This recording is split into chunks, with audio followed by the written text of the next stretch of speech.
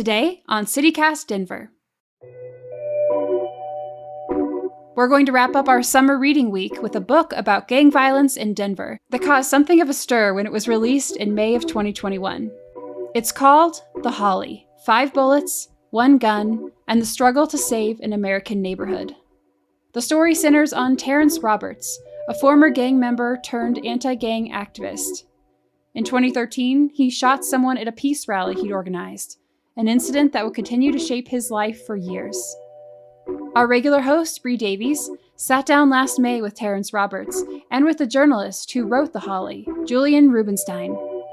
This conversation begins with the story of what happened that fateful day 9 years ago. And a note, Terrence's story is full of strong language, depictions of violence, and mature themes.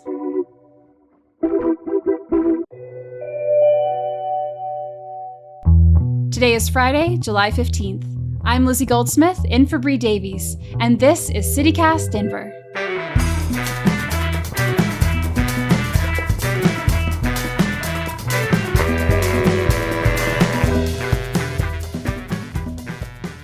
On September 20th, 2013, Terrence was widely known in Park Hill as an anti-gang activist and community leader.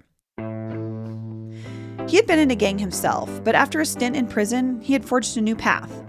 And that day, it led him to The Holly, a former shopping center in Northeast Park Hill that was being redeveloped into a new Boys and Girls Club, and where Terrence's anti-gang organization had offices.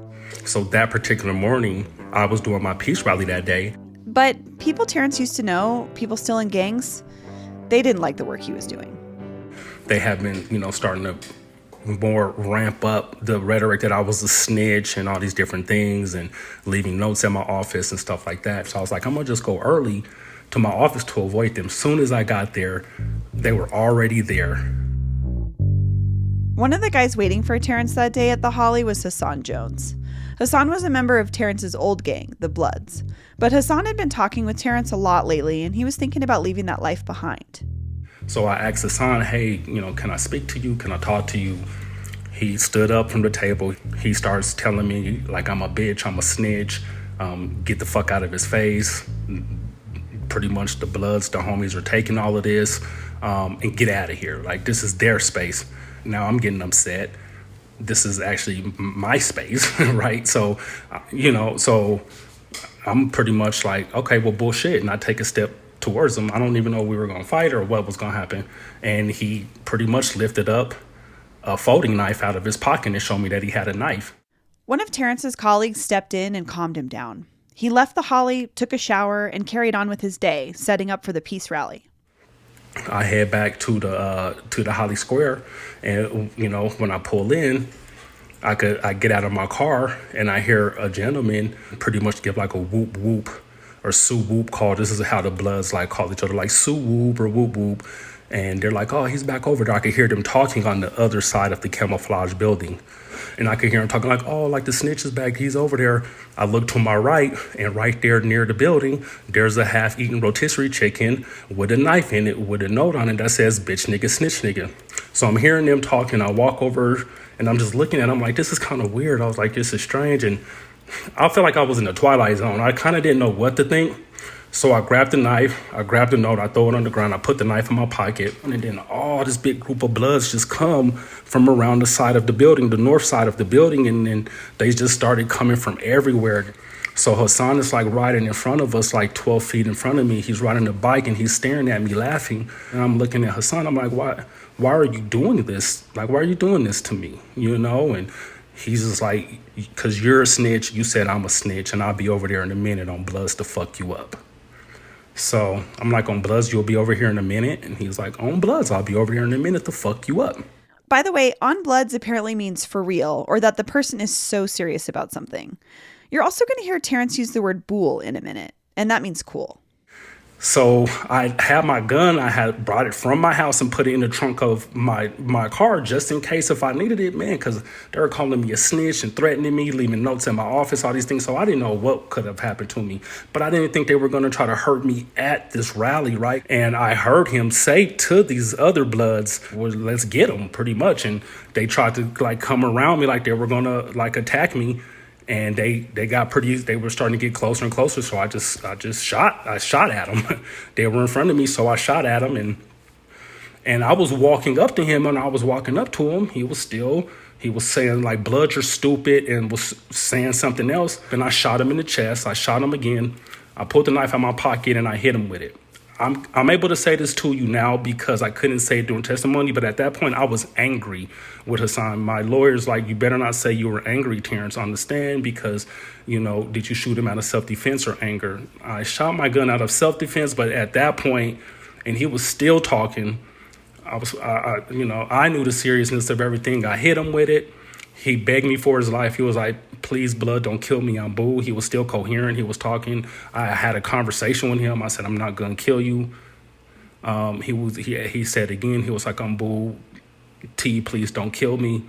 And I was just looking just left and right to just see if I had to defend myself, because I seen guys like popping their heads up behind cars, and I didn't know if someone was going to start shooting at me or what. And then the police came from the north side of the building through the crowd, and they were like, "Drop your weapons, drop your weapon." And I just set my gun down on the ground, and then I just put my hands up and just lowered myself to the ground, and they came and arrested me then. New at 11 today, this man, Terrence Roberts, once one of Denver's most well-known community activists, is starting trial for attempted murder. He admits to shooting a reputed gang member, ironically, at a peace rally. An anti-gang activist who was once a gang member himself is on trial for attempted murder. Terrence Roberts' case is getting a lot of attention before the 2013 shooting. He spent 8 years trying to clean up Denver's Park Hill community. The victim's family is telling 7 News they don't believe that Hassan Jones threatened him. Terrence is eventually found not guilty in the attempted murder trial. But the story of a former gang member turned anti-gang activist who shot someone at his own peace rally spread like wildfire. And it got all the way to journalist Julian Rubenstein, who wanted to know more. So it's time to sit down with Terrence and Julian and talk about The Holly, this new book that sprang from a tragedy.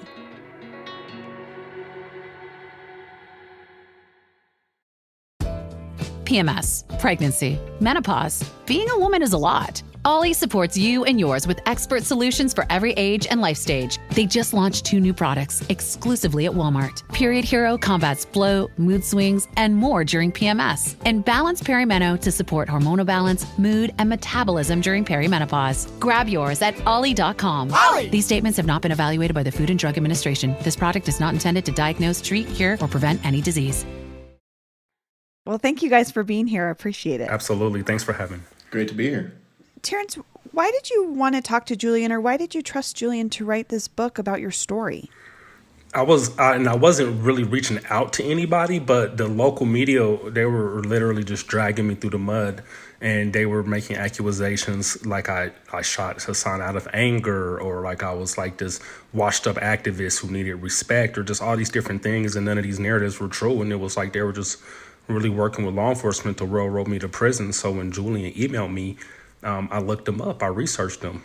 After seeing his credentials and after him showing the interest that he wanted to show, I didn't have anything to hide from him. I needed to get my narrative out there the best I could, and now it's led to this.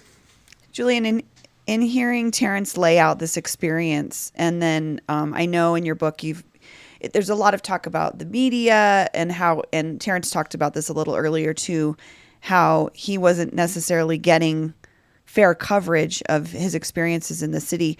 I read an interview that you did, Julian, last week, and it sounded like you were anticipating a strong reaction to this book and maybe some controversy. Can you explain that? I would say that there's no way to even talk about that day without at least talking about the 6 months prior to it, during which the escalation of the tension began. Terrence had begun to feel like his peace movement was being infiltrated by these people, by these active gang members. There was also a large and well-funded undercover operation going on in the neighborhood, on the street at that time, and highly funded multi-agency task force run by the ATF, and it was employing informants from the Bloods in the neighborhood. Terrence felt that they were infiltrating his movement and that they were targeting him. Also, in the lead up to this, Terrence had fallen out with all of the powers that be at the Holly, which are significant. We're talking about some of the most powerful and influential entities, organizations, and people in the city, including, of course, Philip Anschutz, the mayor, the Denver Foundation, the Urban Land Conservancy, the Boys and Girls Club. All of these people were people who Terrence had become at odds with because he was unhappy with the way that the redevelopment of his neighborhood was going. Let's remember that these are all organizations and people who have never lived in this neighborhood. Terrence is a third-generation resident of this neighborhood and was running a highly successful effort to stop gang violence. And what had happened was in the 6 months leading up to the opening of the Boys and Girls Club, suddenly the block is filled with Bloods. And Hassan Jones became the bellwether in this situation for who's going to win this battle. Terrence had gotten to know Hassan, was trying to work with him to get him out of the gang. And at this time, all of these Bloods come into the block and are also trying to win Hassan over back to the Bloods. And Hassan was sort of in the middle and seemed to be the bellwether in that whoever wins Hassan sort of wins this battle for the future of the Holly. Is it going to be taken over by the Bloods again, who suddenly appeared at this time? Or is it going to be a victory for the peace movement? So all of this is leading up to the day that he just told you about. So that day didn't just happen out of the blue. That day was the culmination of a significant escalation of tensions to the point where Terrence, the third-generation resident of the neighborhood, felt like he was an enemy in his own country, so to speak. Yeah. So by the time this peace rally happened, he felt like he was, had a target on his back. Like Julian put in the book, I can't prove this, but I feel like some of those players who were above the Bloods in more professional roles could have possibly have known that the Bloods were going to attack me that day or sometime soon, if not at that particular moment in time. There's a significant chance, is highly probable, that some of those people who are developers and elected officials knew that I was going to be accosted by the Bloods in any fashion. And the Bloods don't just write you summonses, or they don't just take you to small claims. If the Bloods are on the case, all they know how to do is violence. And I'll just add that, by the time of this shooting and this peace rally, many powerful interests, I would say all of the very powerful interests at the Holly wanted Terrence out. That's clear. And, if you read the book, I think the book is a real contextualization of what actually goes on in terms of development. What we see is how interconnected all of these organizations are to each other and to law enforcement. And Julia, do you feel like that's some of that controversy you were alluding to, or like concern over this book coming out? Was that all of these players and how things were? You're telling a story that maybe not everybody wants to be told. I'll just say this: there's been meetings of very great people, including many African Americans and other influential people in Denver who are not part of the power structure of Denver, who are meeting to figure out how to help me sort of fortify this book not getting squashed by people who don't want it out. The reason it's not a narrative Denver wants is like they've already been involved in covering up this mess. And now, they're going to have to, I guess, answer to it in some way. Julian, you spent a long time, many years, working on this book. What drove you to keep investigating Terrence's story? One thing I realized sort of early on, a couple things, I guess. One was that the story that was out there and being told about what happened in this shooting case was not what I was finding in my reporting.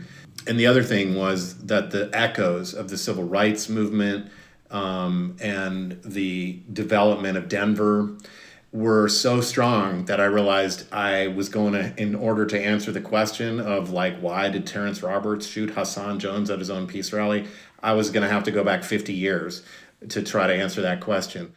Let's bring this into current context. And Terrence, I know most recently you've been in the news for facing charges around your role in organizing protests for Elijah McClain. Can you talk about the latest that's going on with you in that case? So a few weeks ago, Arapahoe County dismissed 7 of the 8 misdemeanors that they charged me with. And Adams County just recently dismissed my felony writing charges and all of my misdemeanor writing charges. So I have all of my charges dismissed in Adams County, and I have 1 misdemeanor still pending in Arapahoe for impeding a highway for a demonstration that we did. And Julian, do you see any connection between Terrence's current legal predicament and the story that you wrote in this book?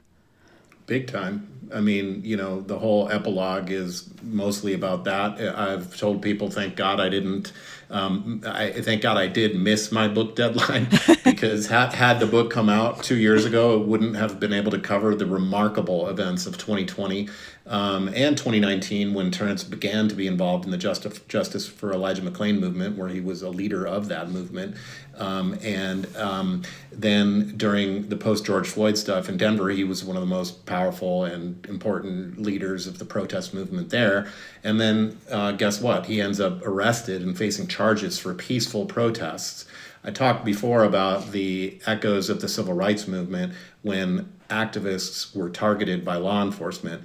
And I didn't start this book with any preconceived notion or any political agenda at all. I came out of it thinking, what is possibly going on here? I mean, it's very, very difficult to understand why Terrence Roberts is being arrested on felony charges for leading peaceful protests.